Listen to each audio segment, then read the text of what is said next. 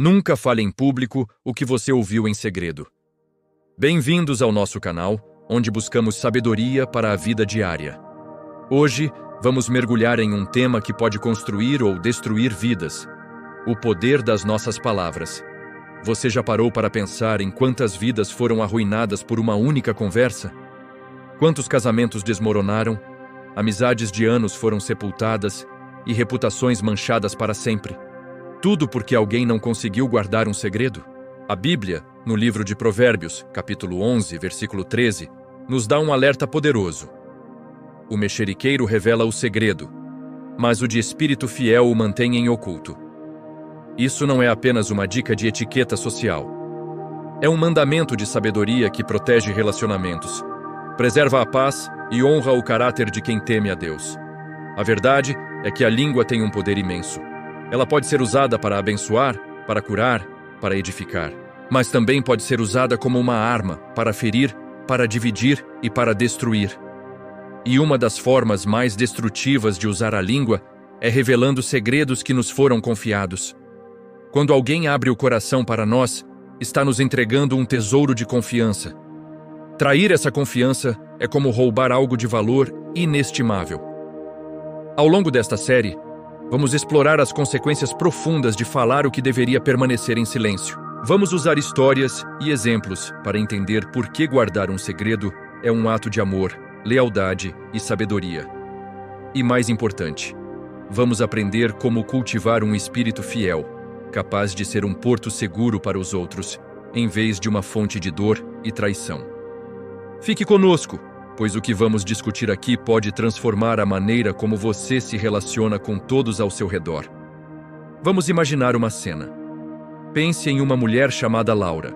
Ela tem seus 40 anos. É comunicativa, sempre com um sorriso no rosto, uma pessoa que todos gostam de ter por perto.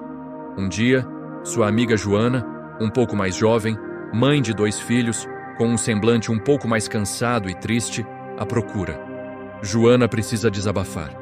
Ela compartilha com Laura algo muito íntimo, uma confidência dolorosa sobre seu casamento, algo que a envergonha e que jamais deveria sair daquela sala. Ela confia em Laura. Ela vê em Laura uma amiga, um ombro seguro. E Laura ouve, consola, promete guardar segredo. Naquele momento, a intenção dela é pura. Mas o que acontece depois? O peso daquela informação começa a incomodar Laura. A tentação de compartilhar é forte demais. Talvez ela pense que está apenas desabafando com outra pessoa de confiança. Talvez, lá no fundo, ela queira parecer bem informada, ter uma história interessante para contar. Ou talvez ela simplesmente não consiga carregar aquele fardo sozinha e precise de validação. E então, acontece. Em um momento de descuido, numa roda de conversa que parecia totalmente inofensiva, talvez durante um café com outras amigas, ela deixa escapar. Ela não conta a história toda de uma vez, claro que não, é mais sutil. Ela lança apenas um detalhe aqui, uma insinuação ali. Vocês viram a Joana? Anda tão triste ultimamente. Coitada, o casamento dela não anda nada bem.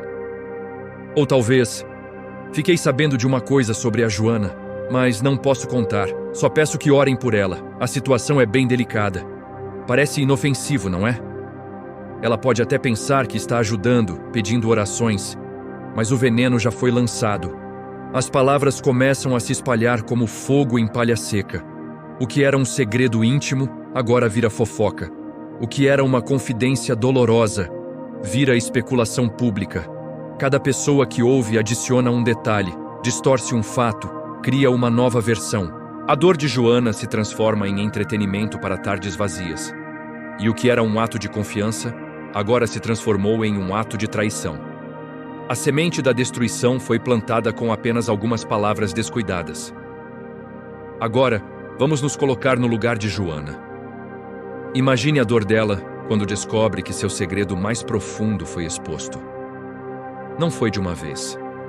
Primeiro, ela começa a notar os olhares diferentes na rua, os sussurros que param quando ela se aproxima. Depois, um comentário velado de um conhecido, uma pergunta preocupada de alguém que não tinha nada a ver com a sua vida. Até que, finalmente, alguém conta a ela o que todos já estavam comentando. Naquele momento, algo dentro de Joana morre. Não é apenas a vergonha de ter sua intimidade exposta ao julgamento público. É a dor de uma decepção que soma mais tristeza em sua vida. É a percepção devastadora de que a pessoa em quem ela confiou, a pessoa para quem ela abriu seu coração em um momento de profunda vulnerabilidade, havia transformado seu sofrimento em assunto de conversa. A amiga que deveria ser seu porto seguro foi quem abriu as comportas para a inundação. O livro de Provérbios, no capítulo 17, versículo 9, é cirúrgico ao descrever essa situação. Aquele que perdoa a transgressão busca a amizade, mas aquele que a expõe afasta o amigo íntimo. Note a força dessa declaração. Não diz que pode afastar ou arrisca afastar. Diz que afasta. É uma consequência direta. A amizade entre Joana e Laura não apenas esfriou, ela simplesmente acabou. Foi pulverizada. Como Joana poderia olhar para Laura novamente sem sentir o gosto amargo da traição? A confiança, uma vez quebrada de forma tão brutal, raramente pode ser reconstruída por completo. É como um vaso de cristal que se estilhaça. Você pode tentar colar os cacos, mas as rachaduras estarão sempre lá, lembrando da quebra. E as consequências não pararam por aí. A destruição se espalhou como uma onda. A reputação de Joana na sua comunidade ficou manchada. As pessoas agora a viam através do filtro da fofoca, do escândalo. A estabilidade emocional de seus filhos foi abalada. Eles começaram a ouvir comentários maldosos na escola, cochichos sobre seus pais, e voltavam para casa confusos e magoados, sem entender direito o que estava acontecendo. E a relação já frágil com o marido? Recebeu o golpe de misericórdia. Ele ficou furioso, não apenas pelo problema em si, mas por saber que as dificuldades privadas do casamento deles haviam se tornado públicas, motivo de pena e de zombaria. A humilhação e a raiva criaram um abismo ainda maior entre eles.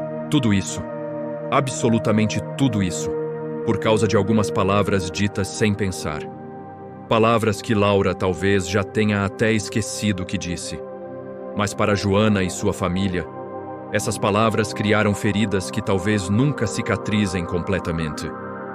Este é o caminho destrutivo de não guardar um segredo. É uma bomba explodindo na vida de uma pessoa cujos estilhaços atingem a todos ao redor. Essa história, embora fictícia, acontece todos os dias em nossas igrejas, em nossos locais de trabalho, em nossas famílias. É um lembrete solene de que as palavras que ouvimos em confiança são sagradas. Elas não nos pertencem. São um depósito de confiança que nos foi entregue para ser guardado, não para ser espalhado. Que possamos ser guardiões fiéis da confiança que nos é depositada. Existe uma verdade que muitos preferem ignorar, mas que a palavra de Deus deixa cristalina. A confiança não é um recurso renovável. Quando se quebra a confiança de alguém ao expor o que lhe foi dito em segredo, não estamos apenas cometendo um deslize social. Estamos destruindo algo sagrado, algo que Deus estabeleceu como fundamento de todo o relacionamento humano. Provérbios 25:9 nos instrui com clareza. Pleiteia a tua causa com o teu próximo mesmo, mas o segredo de outrem não reveles. Note que não diz, tenha cuidado, não diz, pense 2 vezes. Diz simplesmente, não reveles. É uma ordem, não uma sugestão. Laura não acordou naquela manhã planejando destruir uma família. Ela não era uma pessoa má. Na verdade, muitos a consideravam conselheira, alguém em quem se podia confiar. Mas existe uma diferença abissal entre ser confiável e ser fiel. Você pode ser confiável por conveniência, por reputação, por interesse. Mas ser fiel é um chamado superior. É guardar o segredo mesmo quando ele queima dentro de você. É proteger a história de outra pessoa, mesmo quando compartilhá-la te daria destaque. Te faria parecer mais informado, mais íntimo dos bastidores. Provérbios 11:13 contrasta essas 2 posições. O mexeriqueiro revela, mas o espírito fiel mantém oculto. Fidelidade é uma escolha que se faz todos os dias, em cada conversa, em cada tentação de só contar para mais uma pessoa. O que aconteceu com aquela família começou de forma aparentemente inocente.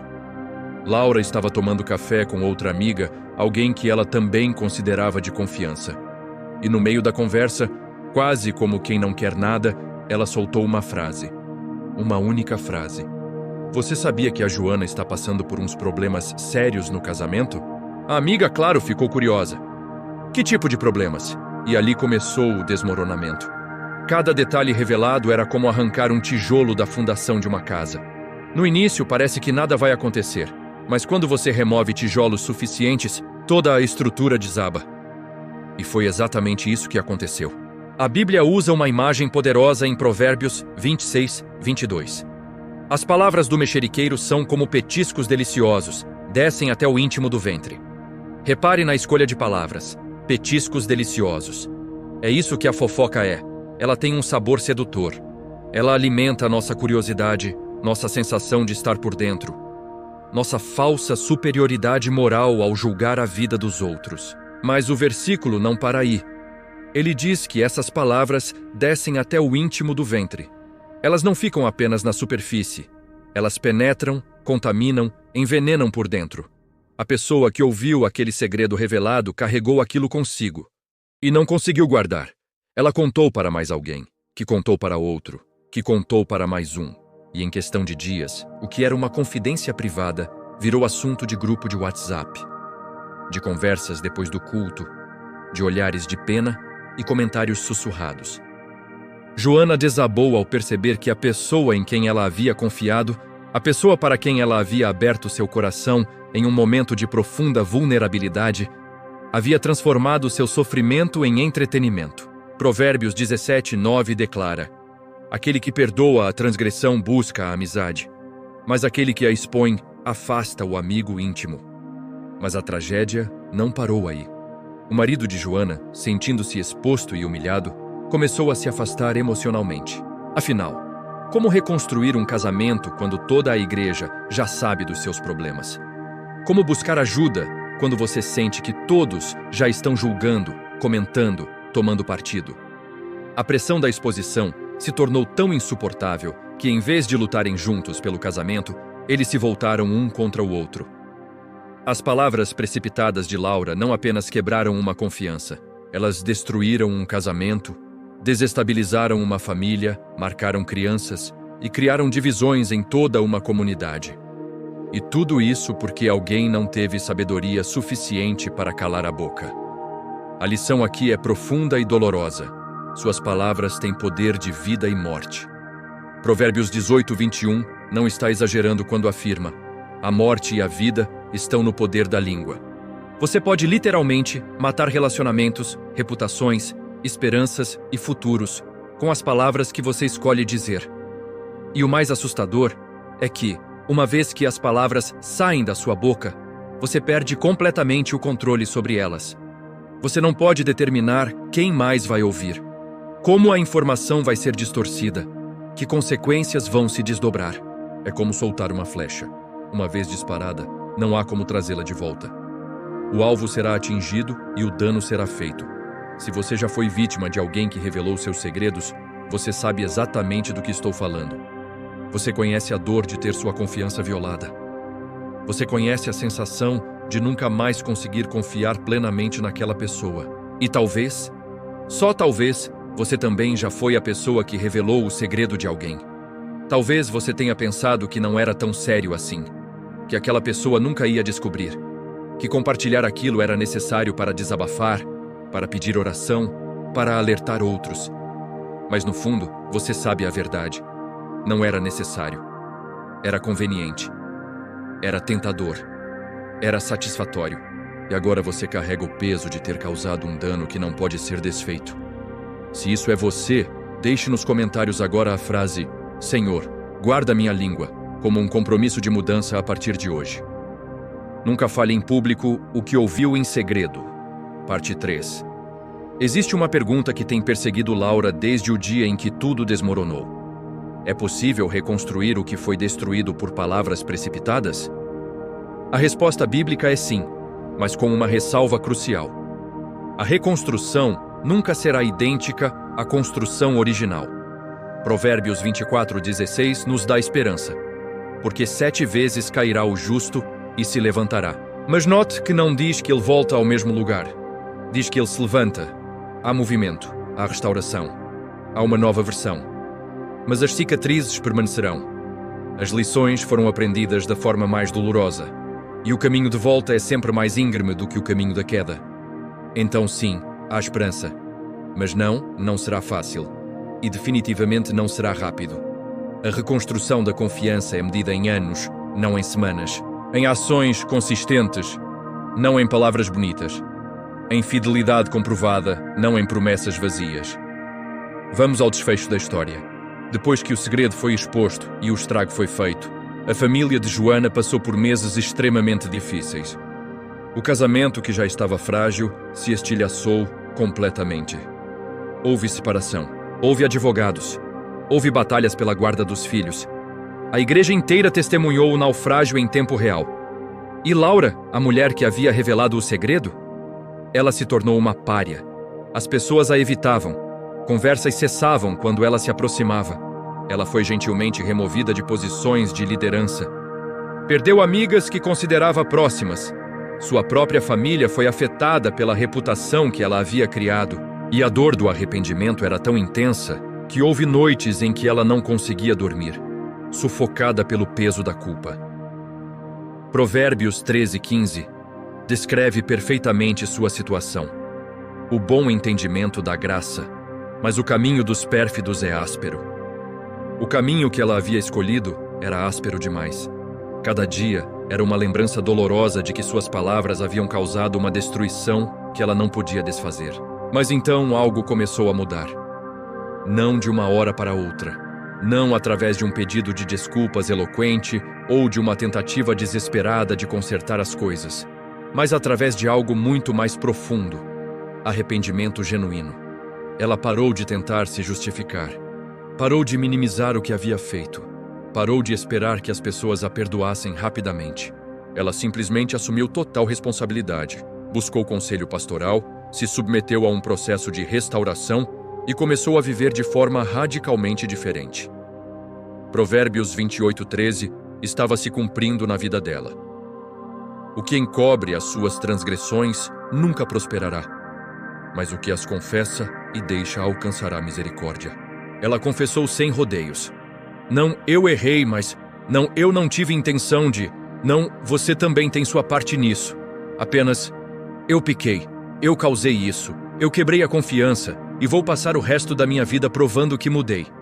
E então ela deixou aquele comportamento, completamente. Quando alguém vinha com fofoca, ela interrompia. Quando alguém tentava extrair informações dela, ela recusava firmemente. Quando segredos lhe eram confiados, ela os guardava como se sua vida dependesse disso. E lentamente, dolorosamente, peça por peça, começou uma reconstrução. Não da situação original, aquilo estava perdido para sempre, mas de algo novo. Joana, depois de meses de terapia, aconselhamento pastoral intensivo e muitas noites chorando diante de Deus, começou seu próprio processo de cura. Ela teve que perdoar aquela mulher, não porque merecesse, mas porque o perdão era necessário para sua própria libertação. Provérbios 17:9 fala sobre isso. Aquele que perdoa a transgressão busca a amizade. O perdão não significou que tudo voltou ao normal. Significou que Joana escolheu liberar a amargura e permitir que Deus fosse o juiz. E quanto ao casamento? Ele não foi salvo, não daquela forma. Houve divórcio, houve dor, houve consequências permanentes. Mas aqui está o que aconteceu.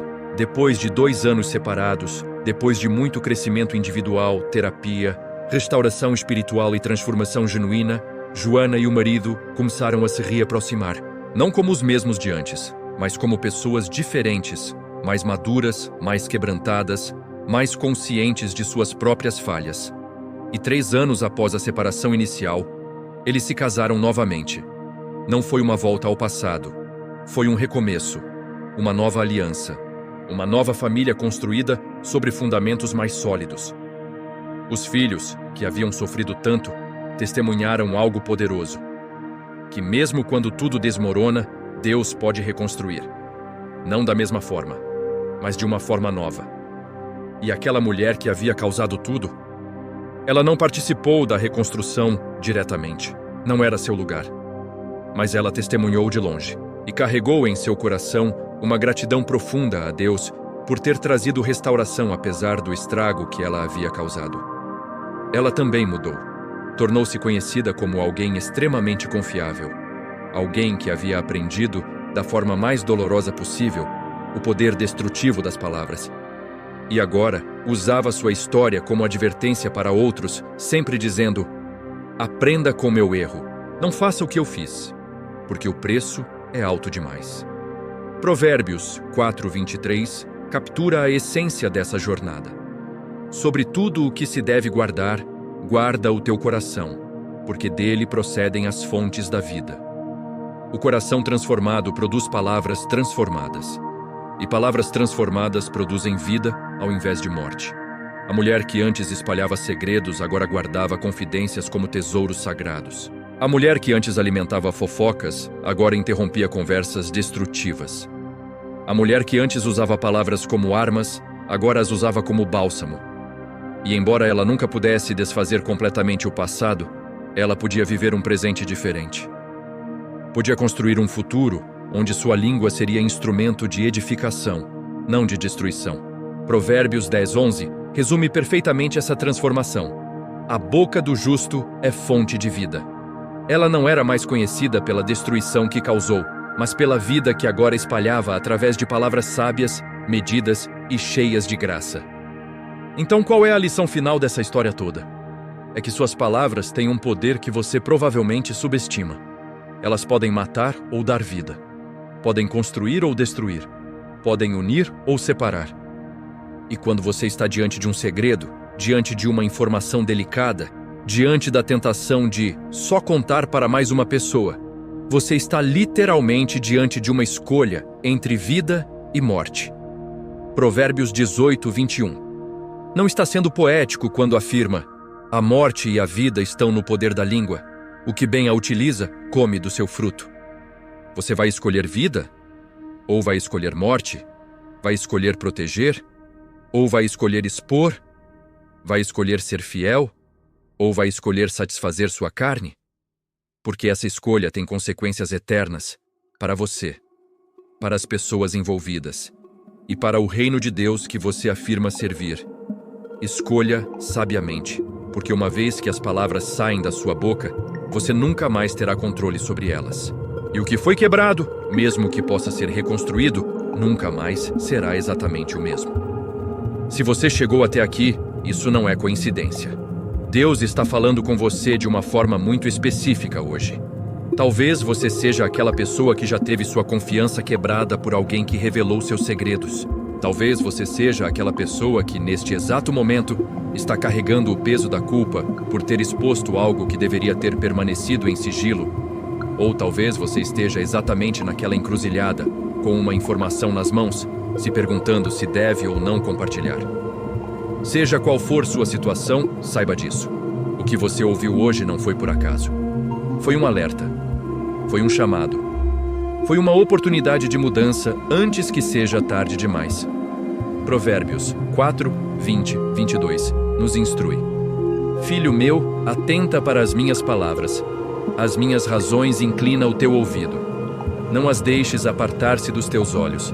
Guarda-as no íntimo do teu coração, porque são vida para os que as acham e saúde para todo o seu corpo. Você acabou de receber sabedoria. Sabedoria que pode salvar relacionamentos. Sabedoria que pode proteger reputações. Sabedoria que pode evitar anos de arrependimento e dor. Mas essa sabedoria só tem valor se você aplicá-la. Se você guardá-la no íntimo do coração. Se você permitir que ela transforme a forma como você usa suas palavras daqui para frente. Então eu quero que você faça algo agora mesmo. Se essa mensagem falou com você, se tocou em alguma ferida, se acendeu alguma luz, se trouxe convicção, ou se simplesmente fez você enxergar suas palavras de uma forma diferente, eu quero que você comente agora. Eu recebo. Escreva essas duas palavras como uma declaração de que você está recebendo essa palavra, que você está se comprometendo com a mudança, que você está escolhendo usar sua língua para a vida e não para a morte. E se você realmente levou essa mensagem a sério, se você assistiu até o final porque sabe que isso é importante, deixe aquele like agora. Não porque eu preciso, mas porque esse gesto simples ajuda essa mensagem a alcançar outras pessoas que também precisam ouvir isso antes de cometerem o mesmo erro. E se você ainda não é inscrito neste canal, eu preciso te dizer algo.